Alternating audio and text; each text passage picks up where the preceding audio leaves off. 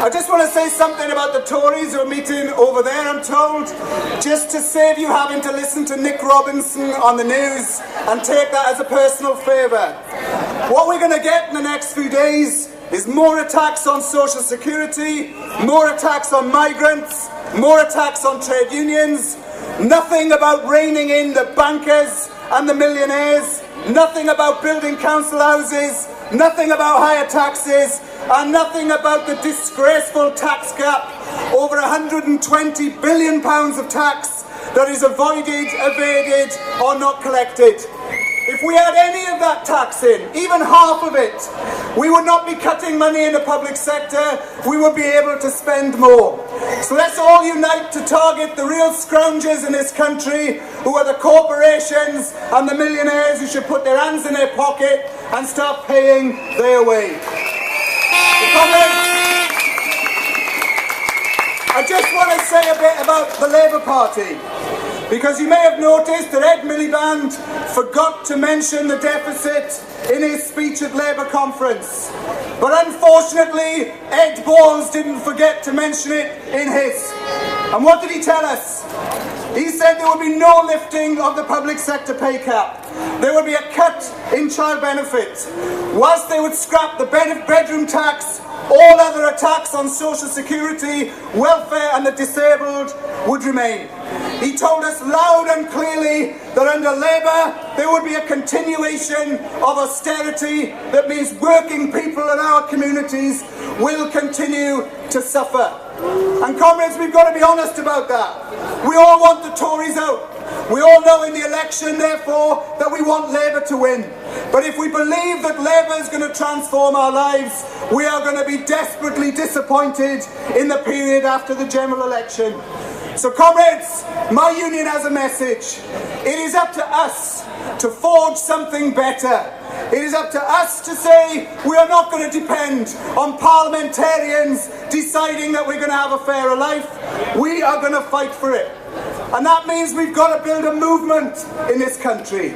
It means we should be inspired, whatever your view on the Scottish independence vote, but to see hundreds of thousands of people engaging in politics, attending meetings, 16 and 17-year-olds getting the vote, shows us that when we engage with people in the communities, they will get involved if they believe it is something worth fighting for.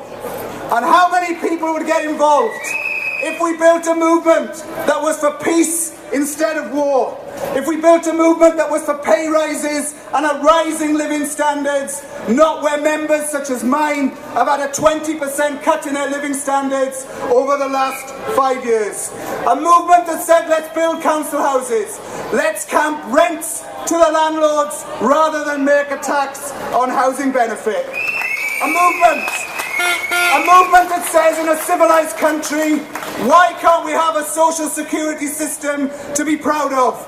If they can pay higher benefits in France and in Germany, we should demand it here. We should have dignity for our disabled activists and comrades, dignity for our pensioners, the unemployed, the single parents, who have been treated in the most disgusting way by the Tories, and they've been egged on by the Labour shadow ministers to their eternal shame. So comrades, that's the movement that I think we need to see.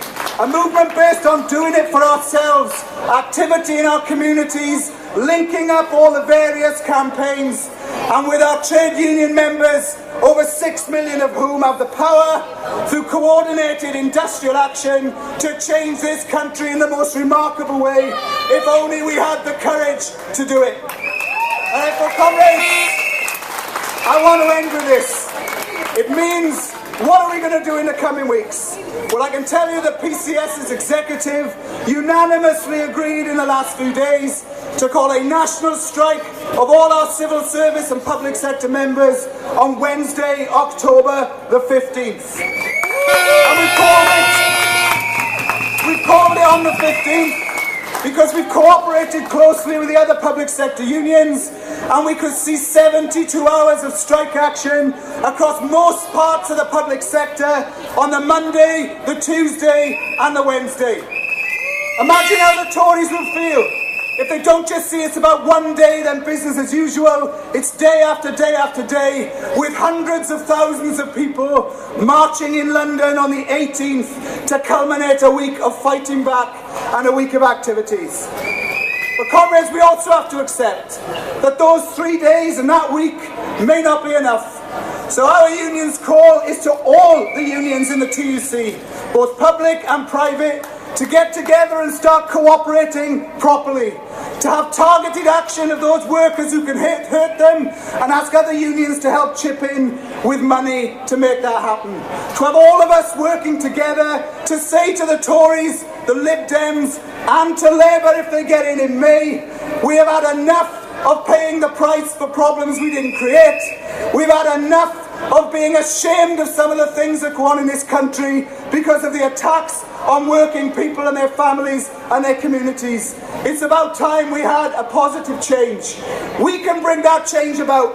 Support the strikes in October, support the demonstration, support each other in our community campaigns, and a better world is possible. But it will not happen on its own. It's down to us. Solidarity, comrades.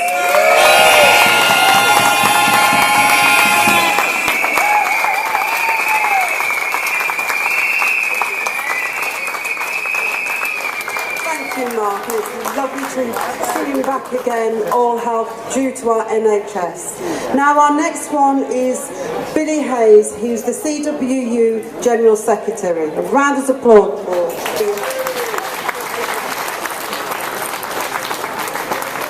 Thanks very much for the opportunity to address you here today. I'd just like to say it's great to see you back, Mark. It's great to see that PCS are taking activity on October 15. I can give you this, we got the CW here today, I can give you this guarantee. If the PCS go on strike on the 15th of October or any other union, absolute guarantee that CW postal workers will not be crossing those picket lines.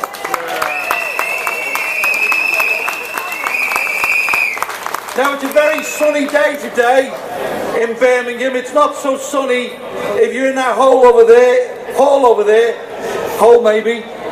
called the Conservative Party Conference. It's a pretty grim time for the Conservative Party, and it's a very grim time for the people of this country. The majority of people in this country are seeing a fall in living standards of 7.6%. But for George Osborne and his friends who don't rely on wages, they have property, bonds, shares and funds to keep them rich. What this country needs now is investment in our economy and in our public services. We want to see a recovery that raises wages and increases benefits. So far, the coalition government has created a recovery which boosts dividends and profits and bonuses for the City of London. But for us, there's no recovery. It means 0-hour contracts, fake self-employment, but it doesn't have to be this way.